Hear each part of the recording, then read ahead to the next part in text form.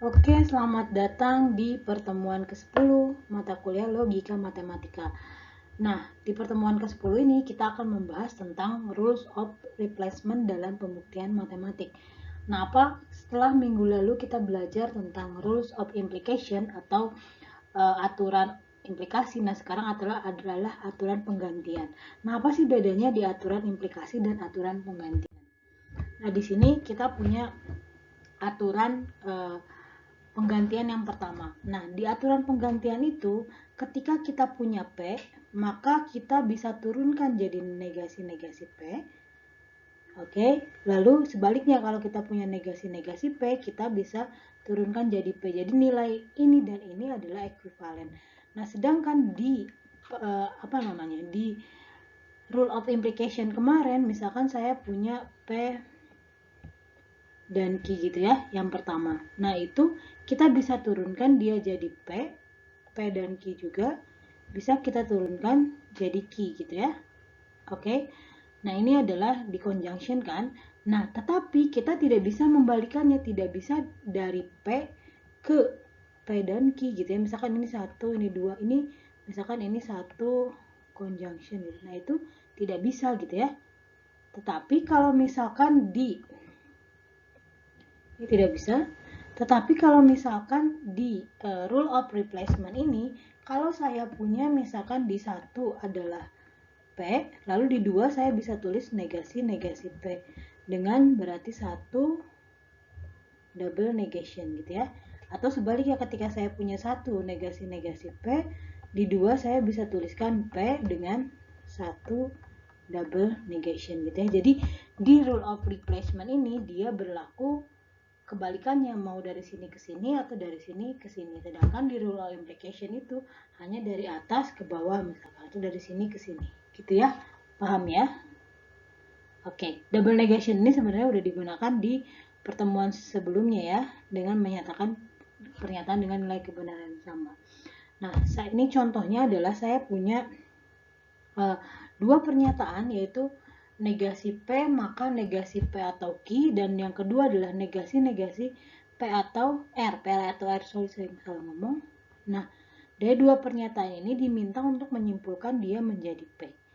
Nah, caranya adalah dari sini, berarti dari dua pernyataan ini kita dapat dengan apa? Dengan modus tolen ya. 1, 2 modus tolen. Oke. Oke, ini modus tolen masih ingat kan?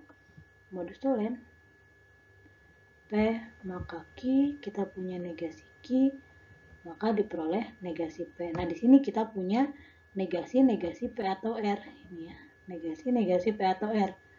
Oke. Maka didapat negasi-negasi P. Nah, dari sini karena kita punya negasi-negasi P dengan tiga double negation, dengan pernyataan 3 ini dengan double negasi ini, kita dapatkan dia menjadi P gitu kan. Ini modus tolen. Oke. Nah, ini adalah aturan pertama di rule of replacement. Nah, aturan yang kedua adalah aturan De Morgan. Mungkin kalian sudah tahu juga aturan De Morgan. Sebenarnya sudah tahu kalau kita punya negasi P atau Q dalam kurung itu ekuivalen dengan negasi P dan negasi Q. Juga sebaliknya, kita punya negasi P dan Q itu ekuivalen dengan negasi P atau negasi Q. Nah, ini juga sama, rule of replacement, sekali lagi dia berlaku kebalikan. Jadi kalau saya punya satu negasi P atau Q, berarti di dua saya bisa tuliskan negasi P dan negasi Q dengan satu De Morgan. Atau juga sebaliknya, ketika saya punya satu negasi P dan negasi Q, yang kedua saya bisa tuliskan negasi P atau Q dia dengan satu De Morgan. Juga yang lainnya sama, ketika saya punya negasi P dan Q gitu ya. Oke, maka dengan De Morgan ini negasi P atau negasi Q dengan satu De Morgan. Juga sama, 1, 2, misalkan saya punya negasi P atau negasi Q, ini diperoleh negasi P dan Q, oke salah. sama kurung negasi P dan Q dengan 1 De Morgan. Jadi ini berlaku kebalikannya, dari sini ke sini boleh, dari sini ke sini boleh, ini ke sini boleh, ini ke sini boleh gitu ya. Nah, ini pembuktiannya kita sudah menggunakannya ketika pembuktian aturan pohon semantik untuk negasi dari pernyataan majemuk berkonjungsi ini dan disjungsi ketika menggunakan aturan De Morgan. Nah, ini aturan De Morgan ini disjungsi dan konjungsi ini hanya berlaku untuk konjungsi dan disjungsi, tidak berlaku bagi biimplikasi maupun implikasi. Nah, ini ada contohnya. Saya punya 3 pernyataan di sini, negasi Q maka R, lalu negasi P dan Q, lalu P, maka diminta untuk menyimpulkan menjadi negasi R. Oke, yang pertama adalah kita bisa menggunakan, saya gunakan De Morgan dulu di sini. Untuk yang kedua, jadi negasi P atau negasi Q dengan 2 De Morgan. Lalu selanjutnya adalah ini.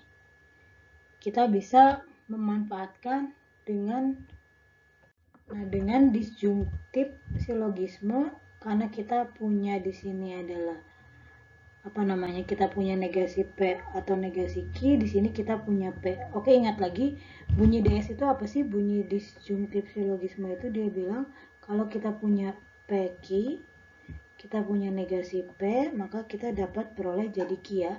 Nah, di sini kita punya negasi P atau negasi Q. Oke. Lalu selanjutnya kita punya negasi Q di sini, kita punya P.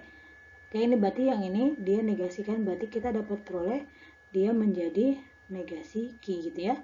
Dengan 3-4 disjunktif silogisme. Lalu dengan modus ponen kita peroleh dari sini, kita punya negasi Q maka R, kita punya negasi Q, maka kita bisa peroleh jadi R. Oke, dengan 6 langkah kita sudah sampai kesimpulan pada ini ya, pada R.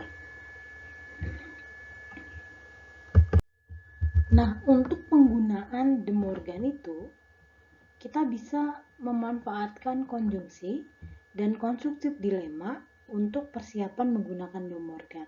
Maksudnya seperti apa? Seperti ini.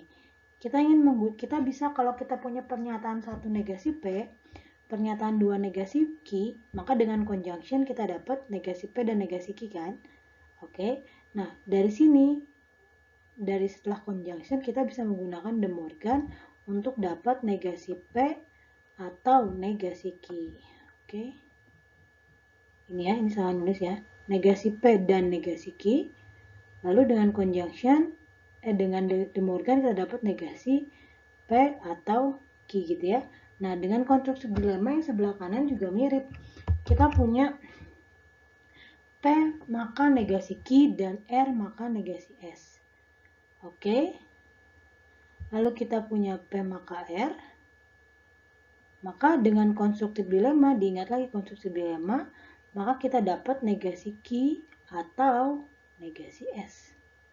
Oke, karena P dan R-nya sudah ada di sini ya. Nah, maka kita dapat negasi Q atau negasi S. Maka dengan De Morgan kita bisa peroleh jadi negasi Q dan S. Nah, addition juga dapat digunakan untuk persiapan menggunakan De Morgan. Misalkan kita negasi P, lalu kita tambahkan dengan negasi sembarang pernyataan baru yaitu negasi Q dengan addition, maka diperoleh jadi negasi P dan Q gitu ya, dengan 3 De Morgan. Gitu. Jadi strateginya ketika kita ingin menggunakan De Morgan, kita bisa memanfaatkan sifat atau aturan-aturan lainnya di penarikan kesimpulan.